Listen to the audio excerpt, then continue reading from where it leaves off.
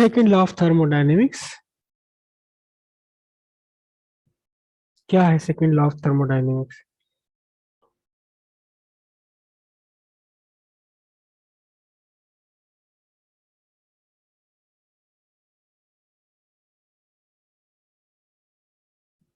Second law of thermodynamics क्या है? Second law of thermodynamics इसको हम कार्नोट हीट इंजन की बेस पर ही समझेंगे।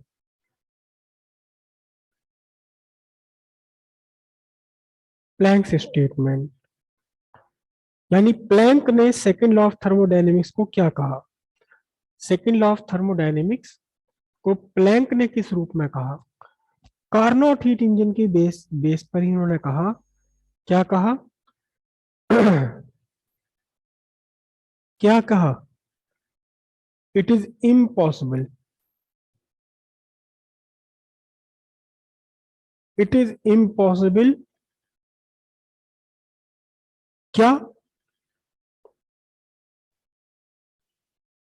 To construct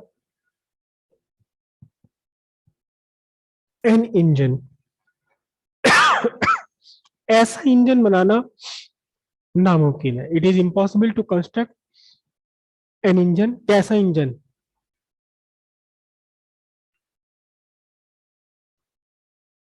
which would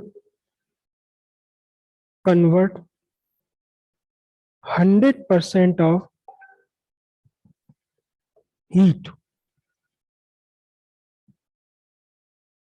absorbed from source into work। Second law of thermodynamics को Planck ने क्या कहा? प्लैंक ने कहा कि ये सोर्स है टेम्परेचर पर, और टेम्परेचर T1 पर ये सिंक है एट टेम्परेचर T2 पर, और बीच में कौन सा आया?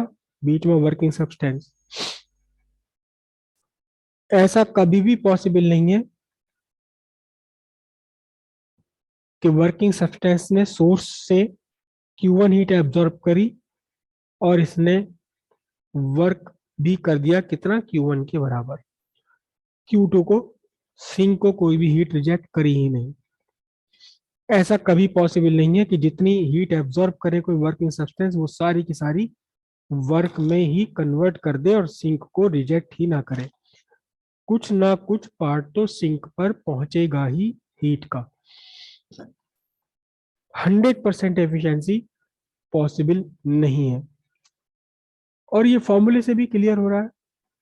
एफिशिएंसी का फॉर्मूला क्या है? इंजन की एफिशिएंसी का फॉर्मूला है 1 माइनस T2/T1 इंटू 100%।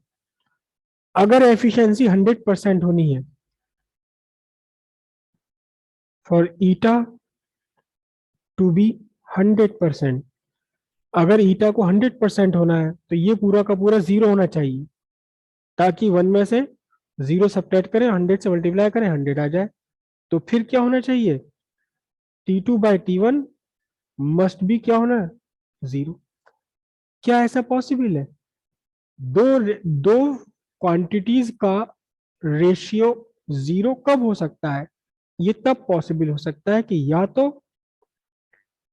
T2 की वैल्यू जीरो हो जाए, यानी कि सिंक एट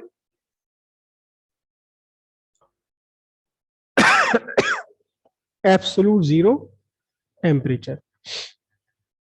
या कब हो सकता है? यह तब हो सकता है जब T1 की वैल्यू क्या हो?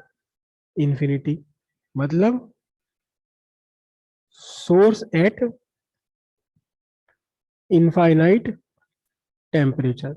ना तो ये कंडीशन पॉसिबल है, ना ये कंडीशन पॉसिबल है। दोनों में से कोई कंडीशन पॉसिबल नहीं है। T2 जो सिंक है, यहाँ जो आपने ये सिंक बना रखा है, इसे आप किसी भी तरह से 0 डिग्री सेल्सियस पर नहीं रख सकते। ये जो सोर्स है आप जहां से हीट ले रहे हो, इसे आप इनफाइनाइट टेम्परेचर पर नहीं ला सकते। तो जब ये कंडीशंस नहीं होगी तो फिर एफिशिएंसी 100% नहीं हो सकती। और बस यही बात कही किसने कही? प्लैंक ने कही। It is impossible to construct an engine which would convert 100% of heat absorbed from source into work. ऐसा इंजन कभी भी नहीं बन सकता जो सोर्स से हीट एब्जॉर्ब करे और सारी की सारी हीट को वर्क में ही कन्वर्ट कर दे। एक और साइंटिस्ट है कोलोसियस। कोलोसियस ने भी इसी चीज को कहा, लेकिन थोड़ा सा डिफरेंट वर्ड में कहा, है बिल्कुल यही का यही वही चीज है, बोलने का तरीका थोड़ा सा उनका अलग था। उन्होंने रिवर्स इंजन पर बताया।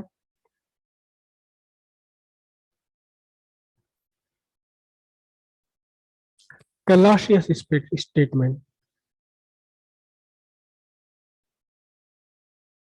कोलोसियस स्टेटमेंट क्या है? कोलोसियस स्टेटमेंट क्या कहा? अभी हमने देखा, क्या देखा कि सोर्स अगर है आपके पास टेम्परेचर T1 पर और सिंक है कितने टेम्परेचर T2 पर, और यहां necessary T1 greater than T2 है, necessary T1 greater than T2 है, तो हीट कुछ वर्किंग सब्सटेंस में आपको हीट लेनी है। Q1 कहां से? सोर्स से। इसका कुछ पार्ट कर देना है सिंक को, और बाकी कितना? Q1 माइनस Q2 ये कन्वर्ट हो जाएगा किसमें? वर्क में, यानी मैकेनिकल एनर्जी में। लेकिन अगर आपको उल्टा फिनोमिनन करना है, क्या? Q2 अमाउंट हीट एब्जॉर्ब करें, खींचे, कहां से खींचे? सिंक से, और उसे उठा करके ऊंचे टेम्परेचर वाले सोर्स पर पहुंचा दे, तो यही ये प्रोसेस रिवर्स हो जाना है। रिवर्स हो जाना है। ये जो डायग्राम बना हुआ है, इसमें इसे हम कहते हैं heat engine working in forward direction. लेकिन अगर आप चाहते हैं कि सिंक से हीट खींच करके सोर्स को पहुंचा दी जाए, सोर्स है T1 और सिंक सिंक हमेशा लो टेम्परेचर पर होता है, सोर्स हमेशा हाई टेम्परेचर पर होता है, T1 ग्रेटर देन T2। आप चाहते हैं यहां से हीट एब्जॉर्ब करें Q2 और हीट पहुंचा दे कहां? सिंक को। किसके थ्रू? वर्किंग सब्सटेंस के थ्रू।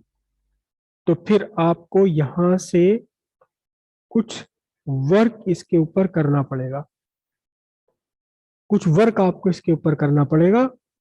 कितना वर्क करना पड़ेगा? ये वर्क आपको करना पड़ेगा कितना? वही Q1 माइनस Q2। मतलब Q2 में ये वर्क जुड़ करके दोनों मिलकर हीट बन जाएंगे और ये सोर्स को पहुंच जाएगा। तो कैलोसियस ने यही कहा। कैलोसियस ने क्या कहा? It is impossible. क्या? To construct. क्या क्या बनाना मुश्किल है? A self acting machine.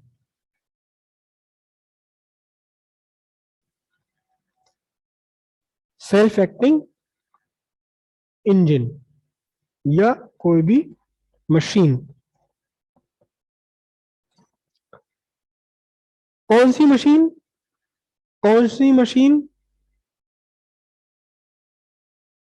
Which would क्या करेगी? ट्रांसफर। किसका ट्रांसफर? Of heat. कहां से? फ्रॉम सिंक, जो लो टेम्परेचर पर है, एट लोअर टेम्परेचर, कहां तक? टू सोर्स, जो कैसा है? हायर टेम्परेचर पर है। ऐसी कोई भी अपने आप चलने वाली मशीन आप नहीं बना सकते जो ठंडी जगह से हीट उठाकर गर्म जगह पहुंचा दे। जैसे आपका एसी होता है, अंदर से कमरा ठंडा है, बाहर बहुत गर्मी है, लेकिन फिर भी अंदर की ठंडे कमरे में से हीट उठाकर वो बाहर फेंकता है। आप सबको पता है कि